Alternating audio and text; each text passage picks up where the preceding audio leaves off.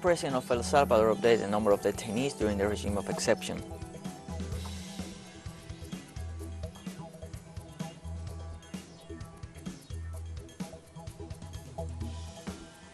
Russia's foreign ministry denounced Germany's involvement in biomilitary activities in Ukraine.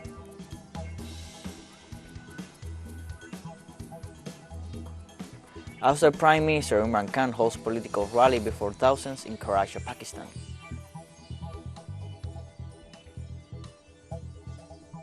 Hello, welcome to From the South. I'm Luis Alberto Matos from the teleSUR studios in Havana, Cuba. We're going to begin with the news, and we're going to do so in El Salvador because the president of El Salvador, Nayib Bukele, updated the number of detainees during the regime of exception, which has now reached more than 12,000 people captured.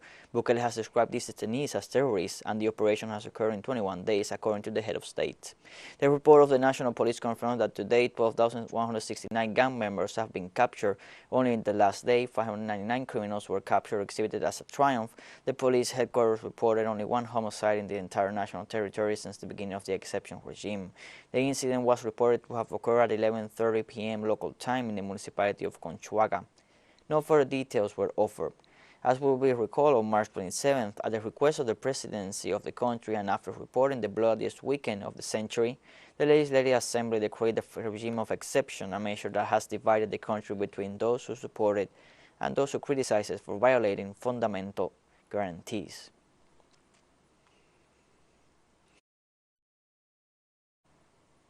This Saturday, the Cuban president, Miguel Díaz-Canel, led in Havana the central act for the 61st anniversary of the proclamation of the socialist nature of the Cuban Revolution.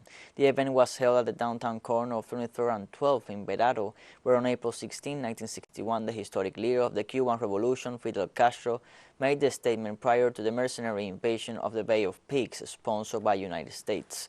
The invading force lost against the rebel army and the National Revolutionary Militias after 72 hours of combat. 7 people died and 50 were wounded. During the ceremony, President Díaz-Canel recalled a fragment of the speech made by Fidel Castro, which highlights the first defeat of the United States in Latin America.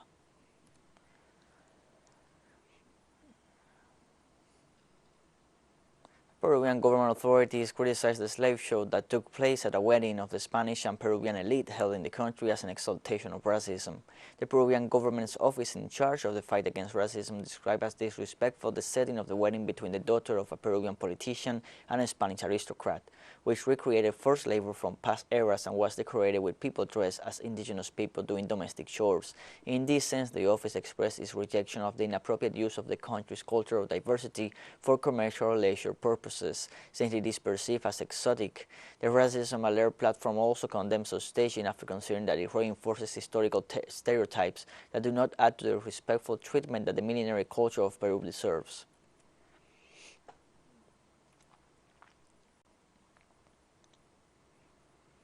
Brazilian Federal Police assured this Saturday that they will reinforce security in the Chipaya indigenous land in the southwest of the state of Pará, due to the recurrent denunciations of its inhabitants of an invasion of the illegal territory by illegal miners.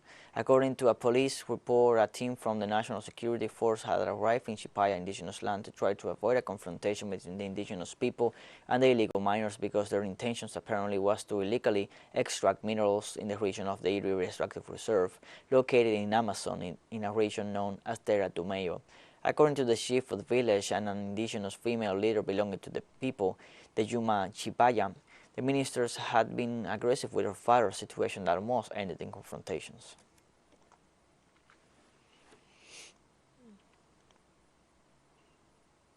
In the United States, a woman died trying to cross the border from Mexico to Arizona. According to the New York Times, the 32-year-old migrant was trapped in the 9-meter-high steel border fence. Meanwhile, the Cochise County Sheriff's Office reported that the woman climbed to the top of the fence, aided by a ladder and climbing harness, but when she tried to descend to the other side of the border, she got stuck by her foot. According to the authorities, the victim may have been trapped face down for a long period of time before being discovered. Authorities informed that they could not provide further details until they had spoken with the victim's family.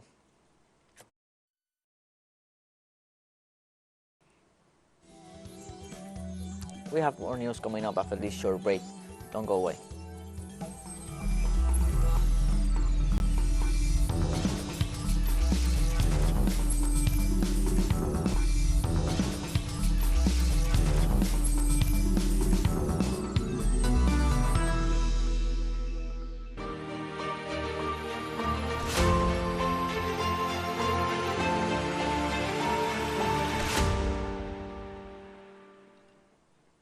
Welcome back to From the South. On Saturday, Russian Foreign Minister spokeswoman Maria Zakharova denounced that Germany has been involved in biomilitary activities in Ukraine. In a statement to the press, Zakharova said since 2013 the German government implemented the National Biosecurity Program in the framework of which a partnership with government agencies and research organizations in the target countries is carried out.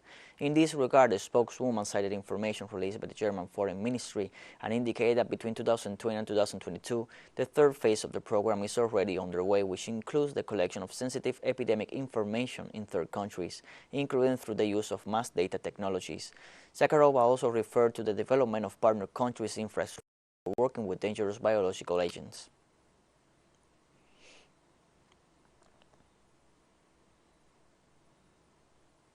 On Saturday, Russian President Vladimir Putin and Crown Prince of Saudi Arabia, Mohammed bin Salman, discussed the situation in Ukraine during a telephone conversation. At the request of the Saudi side, a telephone call took place between President Putin and the Crown Prince of Saudi Arabia, the Kremlin said. Both discussed key geopolitical issues and exchanged views on some issues on the international agenda, including the situation in Ukraine and the solution of the crisis in Yemen.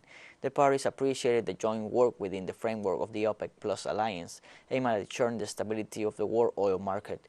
Moreover, during the talks, Vladimir Putin and Mohammed bin Salman also discussed outstanding issues on the bilateral agenda, including the sphere of trade and economy.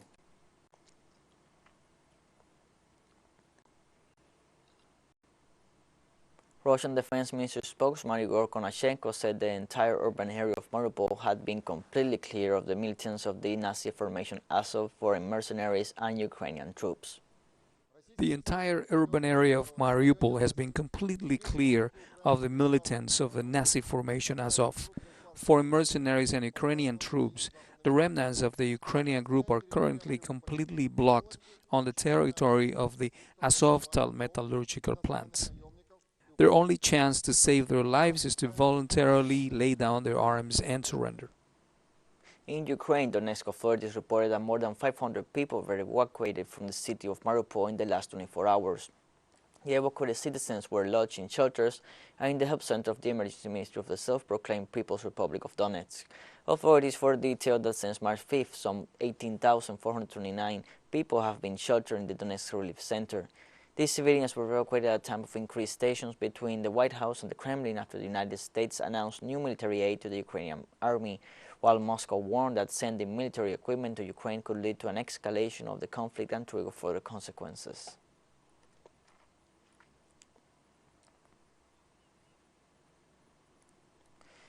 The Ukrainian President Volodymyr Zelensky refuses to negotiate with Moscow if Russia's military operation continues. President Zelensky said that the destruction of his army in Mariupol would bring things to an impasse, putting an end to the possibility of negotiations with Russia. The president assured that they were not ready to trade with the territories and people of Ukraine. These declarations were made after last April 13th, when 1,026 Ukrainian Marines laid down their arms and surrendered to the Russian army. For its part, the Russian Ministry of Defense informed that it would release the servicemen through humanitarian corridors. However, the Kiev government rejected this proposal. In another statement, the president of Ukraine called on his allies to deliver the requested weapons faster, as, in his opinion, this will bring peace to the nation. The more and the sooner we get all the weapons we have requested, the stronger our position will be and the sooner there will be peace. In Germany, thousands of activists called for an end to the conflict in Ukraine as part of the traditional Easter parades. Citizens of Berlin, Kapellen, and other cities called for an end to the war in Ukraine in order to put an end to the consequences of the conflict for the lives of the people of that nation. In contrast, the German government, as a member of NATO, participates in sending weapons to Ukraine, and the German Deputy Foreign Minister, Robert Habeck, asked to turn peace demonstrations into messages of rejection against the Russian President Vladimir Putin.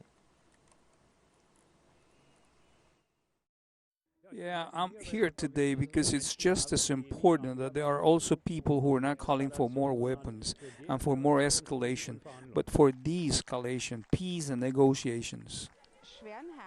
With a heavy heart, I think now you probably have to supply weapons. As I said, I am actually absolutely against it, and all weapons should be destroyed, except in the current situation. Pope Francis announced on Saturday that the European Union discriminates against refugees on the basis of their ethnicity. Pope Francis has criticized the double standards of the European Union's asylum policy, describing it as a racist because it favors refugees from Ukraine and rejects displaced people arriving from other regions. The Supreme Pontiff lamented that the European countries welcome with open arms some and close the doors to others.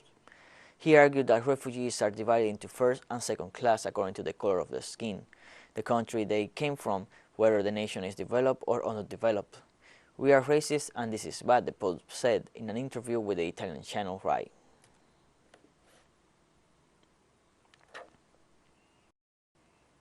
3 Chinese astronauts of the Shenzhou 13 space mission arrived at a military airport on Saturday afternoon and received a simple but warm welcome after spending 6 months aboard the China space station Tiangong. The return capsule of the Shenzhou 13 carrying astronauts Chai Shigan, Wang Yaping, and Ye Guangfu touched down safely at the Dongfeng landing site in North China's Inner Mongolia Autonomous Region early in the day. Chai was the first to disembark in a chair at Beijing's Xihiao military airport.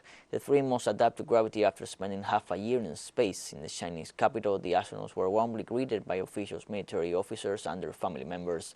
The crew lived and worked on China's space station, the longest stay in space by Chinese astronauts.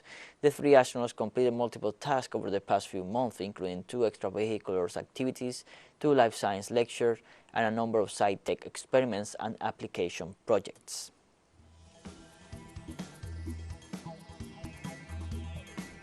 More news coming up after a final short break, so don't go away.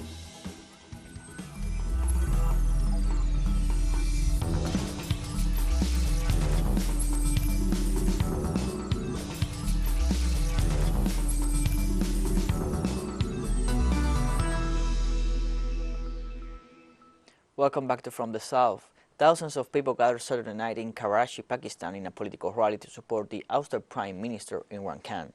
Khan was dismissed April 11 as Pakistan's Prime Minister after losing a no-confidence vote. Lawmakers then elected Shehbaz Sharif as the new leader. Khan, who led the South Asian country of 220 million people for 3.5 years, accused Washington of backing his removal because he had visited Moscow against U.S. advice. Washington has denied the charge. Khan met Russian President Vladimir Putin on February 24th, the day Russian forces started its military operation in Ukraine.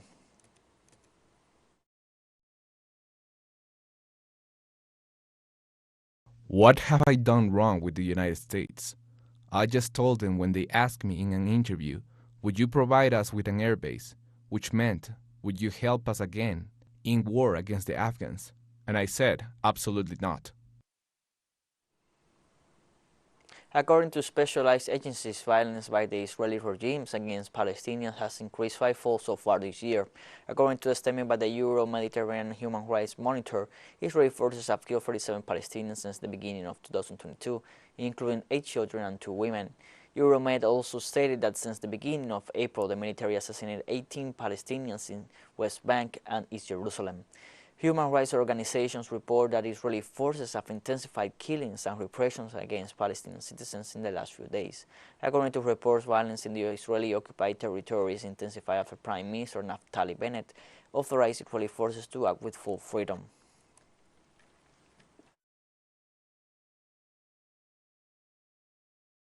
Qatar and Saudi Arabia have condemned the actions of Israeli security forces who attacked Palestinians when they attended prayers at the Al-Aqsa Mosque in Jerusalem. The Saudi Arabian Foreign Ministry condemned the assault on the Al-Aqsa Mosque as well as the attack on worshippers inside the mosque and in the square outside, considering these actions as an attack on their sanctity. The Qatari Authority, for its part, pointed out the actions of the Israeli security forces were the result of a possible neglect of the rights of Palestinian citizens in the face of the silence of the international community and the lack of response to the violence of the occupying force. More than 340 Palestinians received medical care assistance on April 15 following clashes in Jerusalem and the West Bank. 154 were injured in the esplanade of the mosque in Jerusalem.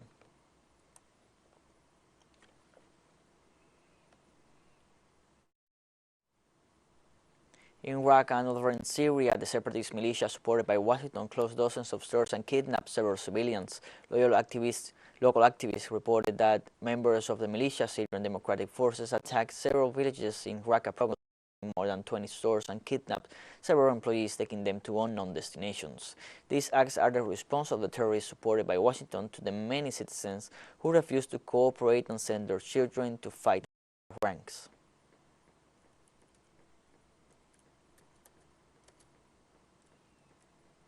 Iraqi Christians gathered at the Roman Catholic Church in central Baghdad for the Easter service on Sunday amid security measures. For Christians, Easter is a day of joy and hope as they mark their belief that Jesus triumphed over death by resurrection following his crucifixion. Iraq was estimated to have nearly 1.5 million Christians before the 2003 US-led invasion that toppled Saddam Hussein.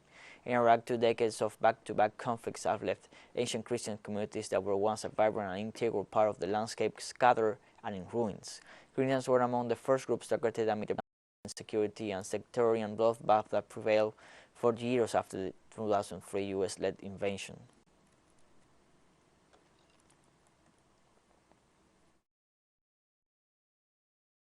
Sri Lanka on Saturday announced a 5-day share trading hold after the country hiked interest rates and declared default on its external debt during the traditional New Year holiday as trade unions joined protests demanding the president's resignation.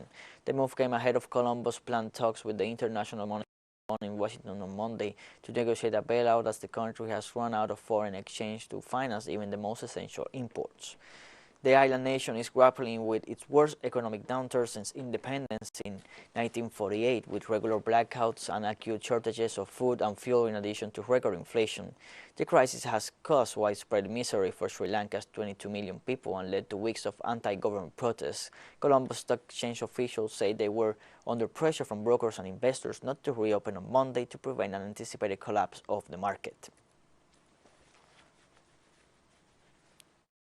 We came to the Gulf phase to join with this youth struggle. Today is the 8th day of our youth struggle, asking the Rajapaksa regiment to go home, but they are not listening to the people. They are not listening. From next week onward, we will resort to trade union actions. If you ask from us a general strike, we are ready to give you a general strike and tow away you. So before that, we are asking the Rajapaksa regiment, the Gotabaya Rajapaksa and the Rajapaksa regiment to go home. Somalia's newly elected parliament convened for the first time on Saturday, bringing the war-ravaged nation a step closer to completing the drawn-out process of appointing a new president. Elections in Somalia follow a complex indirect model whereby states, legislatures and clan delegates pick lawmakers for the national parliament, who in turn choose the president.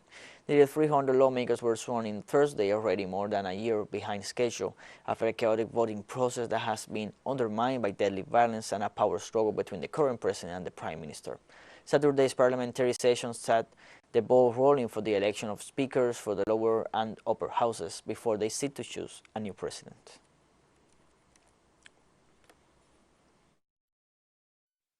Today we chose a 10-member committee that will work in holding the elections of a speaker and his 2 deputies. Thursday was a great day. It was the day that our country's political uncertainty and our people's worries have been ended after 2 years of political instability. We have come to the end of this news brief. Remember, you can find these and many other stories on our website at telesurenglish.net. You can also join us on social media, Facebook, Twitter, Instagram, and Telegram. For teleSUR English, I'm Luis Alberto Matos. Thank you for watching.